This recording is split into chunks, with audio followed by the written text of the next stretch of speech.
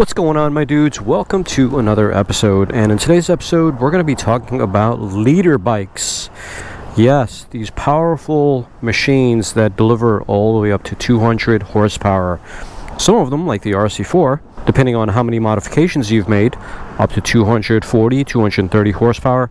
It's just ridiculous, guys. No one needs that kind of power, but no one needs it, but it's nice to have it. And you're a brand new rider. And these bikes are so enticing because you got 25 grand sitting in your bank account, burning a hole in your wallet, and you've been to the dealerships and you've been eyeing this motorcycle, or maybe an R1. Yeah, those are great first squid bikes. Or a gsxr 1000. Oh, that's the perfect squid bike right there. And so don't worry, I'm not going to judge you for riding a leader bike as your first bike. But in this video, we're going to talk about how you can be safe while you ride your 1000 liter bike. Leader bikes are awesome, guys. I get the appeal. 1000 race-bred cc's, 200 to 240 horsepower depending on the manufacturer. And then you got the sound, this raw, raucous, vicious sound that just like that can be heard a mile away when you're at 16,000 RPM. This bike goes up to 13,500 RPM, I believe. But anyway, guys, there's a lot to love about these 1000cc motorcycles, but riding on the road like I am right now, it's a huge deal, and it's a privilege. Your M1 license gives you the privilege to ride on these roads and to do it in a responsible manner. Now, I'm not saying I'm an angel, and I'm not saying that I'm 100% responsible all the time. But when you're a new rider, everything is brand new to you. All the feelings that you get from riding a bike for the first time, the controls, the mechanics, the weight of the bike, everything. You're starting from scratch, you're a blank canvas. I made a video about brand new riders and what bikes to start off on, 300, 400cc. If you scoffed at that video and laughed your head off, haha, I'm not starting on a 400, 300cc, whatever, baby bike. Give me a break, man. Get the hell out of here. Well, then this video is for you. Because you know what? I can't control what kind of bike you ride. But at least I can give you some input and make sure that you do it in a safe manner, because I think riding a leader bike is a pretty dumb thing to do as your first ever motorcycle.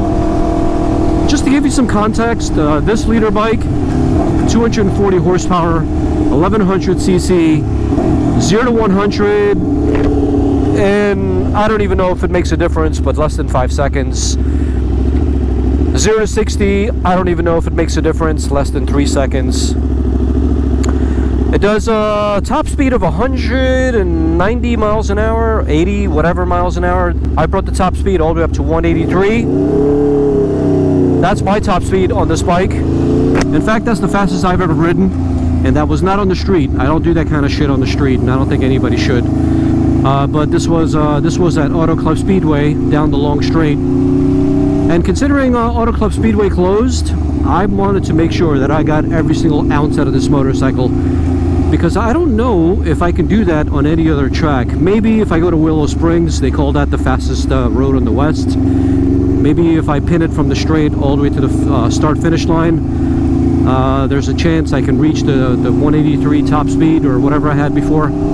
But regardless, it's a stupid fast motorcycle. If you buy a leader bike, please, I'm begging you, do not buy an RSV4. Instead, get an earlier generation Yamaha R1. As crazy as it may sound that I'm recommending you buy a leader bike as your first bike, I'm recommending that you buy something that is not only super popular, but is not that expensive, won't break the bank, and if you get an earlier generation model, then it won't come with a whole bunch of power. Because as an example, the Yamaha R1 has about, the brand spanking new one, I believe it has about 180 horsepower to the crank. Still not crazy like a RSV4, 240 horsepower. 160 is pretty manageable, depending on how intelligent you are, or lack thereof. And then the gsxr 1000s, I really don't know too much about, to be honest with you, but I'm thinking that the horsepower figures are something similar. that's what I would probably recommend. You know what? Forget about the gsxr. I would just get a Yamaha R1 if you're interested in getting a leader bike. You could potentially get an RSV4 if you're interested as well. Just make sure it's an older model and it has somewhere around 150 to 160, 170 horsepower. That's my recommendation. First of all, I want to backtrack for a second. I don't recommend that you buy a leader bike as your first bike. It's a really terrible idea. Too much power, too soon. Just as an example, you don't have to be a racer, but in racing categories, they have 250, 300cc categories. Imagine if MotoGP started off everybody with a MotoGP bike that's 300 horsepower, because that's what MotoGP bikes are. Like the Ducatis are around 300 horsepower, the Yamaha M1s are somewhere around 260, 270 horsepower. They're lacking in power. That's why Quadraro is not doing too well this year. Damn, I feel bad for Quadraro, but yeah, that's another subject. And then the KTMs are somewhere around 280, 290, maybe 300, who knows. They're on par with the Ducatis this year. They're doing really well. But yeah, imagine if everybody starting off with MotoGP motorcycles. But like I said, they have Moto 3, which is the smallest displacement. Then they have Moto 2, which is the 765 displacement. And then they have the MotoGP bikes. You have to prove yourself with the Moto 3 to go on to the Moto 2. And then you have to prove yourself in the Moto 2, win a world championship, or maybe be one of the best riders, and then they'll bump you up to MotoGP, depending on how many races you won, etc., etc. And I think on the street, people really don't think like that. People just think with their pockets and with their egos. Now let me ask you a question. What's more dangerous, a gun or the person holding it?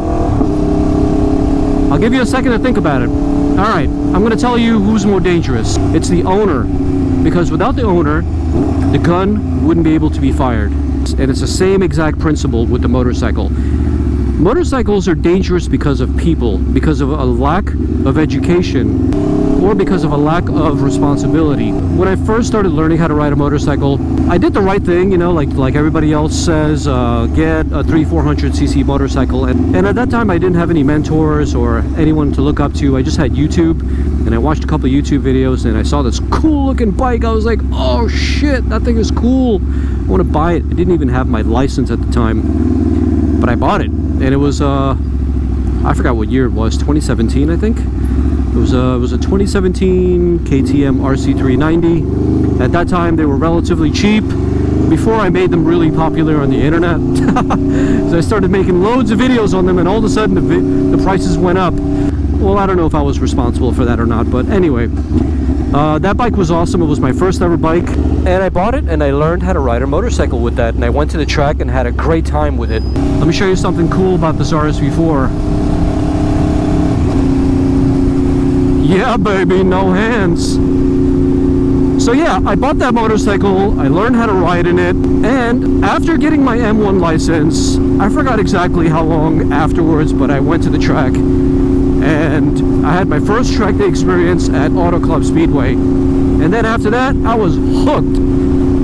I loved motorcycles at that time. I was seriously hooked. And then I think 3 or 4 months later, I bought a Ducati 959. And because I wasn't used to the power, and for other reasons, like somebody backing into me maybe, I got into my first accident. And you know, I don't like seeing riders hurt themselves. I don't. This hobby is an amazing hobby, and it's meant to be enjoyed in a responsible manner, because these things are vicious, man, and they require a lot of responsibility and respect. This weather is amazing, so everybody's out.